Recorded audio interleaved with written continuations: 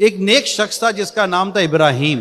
اس کے پاس اس کا دوست آیا اور کہنے لگا کہ ابراہیم بھائی پریشانی ہے، کچھ قرضہ چاہیے، 1 سال میں واپس کر دوں گا. ابراہیم صاحب نے انہیں قرض میں رقم دے دی اور اپنے رجسٹرڈ میں نوٹ کر لیے، جیسے نارملی رجسٹرڈ میں نوٹ کر لیتے ہیں. تھوڑی عرصہ گزرا کہ جنہوں نے قرضہ دیا تھا ان کا انتقال ہو گیا. مدت گزرتی گئی، قرضہ واپس نہیں آیا. ابراہیم صاحب کی جو بیوی تھی اس نے ایک دن اپنے شوہر کے کچھ رجسٹرڈ ڈاکیومنٹس چیک کرنے شروع کیے تو اس میں یہ قرض کی رقم لکھی ہوئی تھی. اس نے رابطہ کیا کہ میرے شوہر نے آپ کو اتنی رقم بطور قرض دی تھی، آپ وہ واپس کر دیں. اس نے کہا میں نے کب قرض لیا تھا، میں تو کوئی قرض نہیں لیا. اس نے آس پاس سے تھوڑی کوشش کی لیکن وہ مان نہیں رہا تھا کہ میں نے کوئی قرض لیا ہے. لوگوں نے کہا ابراہیم صاحب نے اگر لکھا ہے قرض رجسٹرڈ میں، اس کا مطلب اس نے دیا تھا، اور وہ منع کر رہا کہ میں نے نہیں لیا تھا. اس پر تھوڑا سا مورلی پریشر ڈیولپ کیا گیا. تو اس کے بعد تھوڑا سا پریشر بڑھا تو اس سے ہاں قرض لیا تو تھا، دیا تھا، میں نے تو دے دیا تھا، میں نے واپس کر دیا تھا. کیونکہ اس کو پتا تھا کہ ابراہیم صاحب غلط نہیں لکھتے. مارکیٹ میں بات ہوتی ہے بعض لوگوں کی کہ یار یہ آدمی سچا ہے، یہ آدمی سچا ہے، غلط بیانی نہیں کرتا. بس ابراہیم صاحب غلط تو نہیں لکھ سکتے تھے. تو اس نے کہا میں نے تو دے دیا. اب بات کسی صورت جب نہ بنی تو اس بیوہ عورت نے عدالت میں کیس کر دیا، قاضی کے پاس مقدمہ دائر کر دیا کہ میری پیمنٹ مجھے چاہیے، میرے شوہر نے انہیں اتنا قرض دیا تھا جو واپس نہیں ہے دے رہا.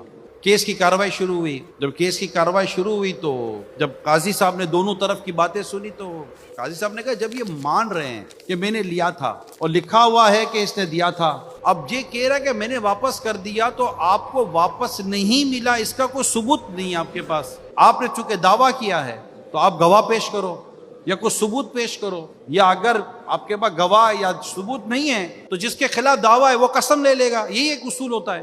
تو اس نے کہا میرے پاس دیکھا کہ نہ کوئی گواہ اور ثبوت نہیں ہے، مگر مجھے اتنا پتا ہے کہ اگر یہ قرضہ واپس کرتے تو میرے شوہر لکھ لیتے کہ اس نے مجھے پیسے واپس کر دیے، ان کی پریکٹس تھی.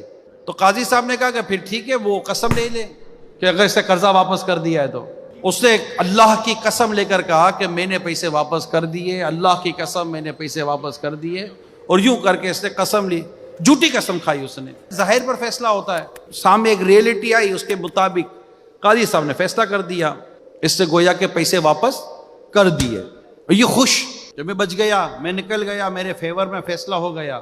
اب عورت جانتی تھی کہ یہ جھوٹ بول رہا ہے. جیسے ہی وہ شخص جھوٹی قسم کھا کر کمرائے عدالت سے باہر نکلنے لگا، ابھی سیڑھیوں تک نہیں پہنچا تھا، دھڑام سے گرا اور مر گیا. لوگوں کو بڑی حیرت ہوئی. کوئی معاملہ سمجھنے کی کوشش کر رہا تھا اور جا کر اس عورت سے رابطہ ہوا کہ محترمہ معاملہ کیا ہے. عدالت نے تو اس کے فیور میں فیصلہ دے دیا اور اس کو اچانک یہ گرا اور موت آ گئی. کوئی سمپٹمز تو تھے ہی نہیں، کوئی اسی صحت مند آدمی تھا. عورت نے کہا کہ میں جانتی ہوں کہ یہ جھوٹا تھا.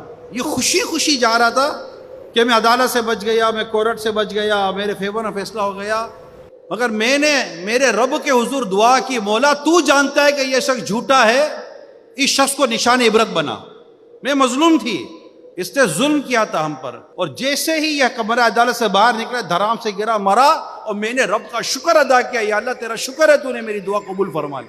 خیر کچھ عرصے کے بعد اس عورت کے گھر پر ایک اور عورت آئی اور جا کر اس کو رقم واپس کی کہ میں اسی کی بیوہ ہوں جو جھوٹی قسم کھا کر مر گئے تھے. تمہارا شوہر سچا تھا، میرا شوہر جھوٹا تھا، یہ لو رقم اور ہمیں دعا میں یاد رکھنا.